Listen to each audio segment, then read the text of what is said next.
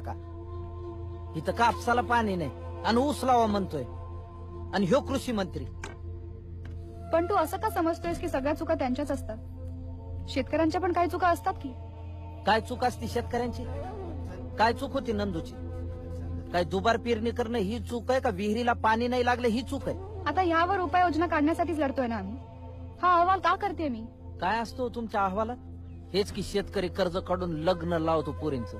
अरे तुमच्या एका वर्षाच्या शेंबड्या पोराच्या बर्थडे पार्टीवर तुम्ही हजारो रुपये खर्च करता, लग्नापेक्षा जास्त. त्याचं काही नाही होय. आता कुणाकुणाकडे असतात पैसे, ते करतात खर्च. पण पैसे कुणाकुणाकडेच का असतात? सगळ्यांकडे, बऱ्याच जणांकडे का नसतात? आमच्या बटाट्याला 2 रुपये भाव आणि तुम्ही 4 वेफर पाकिटात टाकून 10 रुपयाला विकणार. आमचा कांदा सडला तरी विकला जात नाही आणि शहरात कांदा भेटत नाही, असं का? शेतकऱ्याने काय फक्त पेरायचं न उगवायचं एवढंच जग नाही त्याचं? त्याच्या घरी कुणी आजारी पडत नाही? त्याला पुरी उजवायच्या नसतात? दरवर्षी 5-50 हजार रुपये मातीत टाकून दाखवा. पाऊस येईल का? बियाणं चांगलं मिळेल का? पीक चांगलं येईल का? भाव चांगला राहील का? काही माहित नसतं. आणि असं असताना हजारोचं खत आणि बी बियाणं मातीत टाकून आयुष्याचा जुगार खेळणं जमल तुम्हाला मॅडम?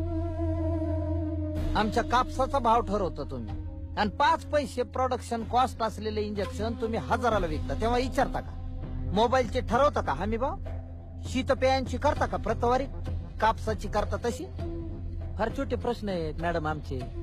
आम्हाला चांगलं बियाणं द्या, मुबलक पाणी द्या, आमच्या पोराच्या चांगल्या शिक्षणाची, आरोग्याची सोय करा आणि आमचं बी जगणं मान्य करा.